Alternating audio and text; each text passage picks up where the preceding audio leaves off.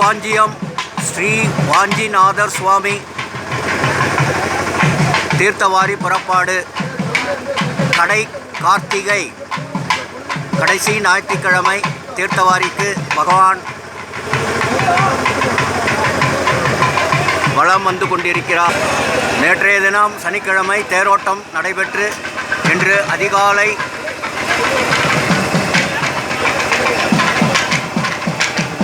5 மணி அளவில் தீர்த்த வாரி ரிஷப வாகனம் பெருமான் ரிஷப வாகனத்திலே மாடவீதி உலா தீர்த்தவாரிக்கு மாடவீதி உலா வந்து கொண்டிருக்கிறார்.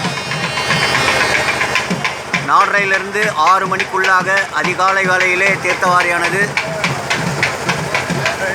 நடைபெறும்.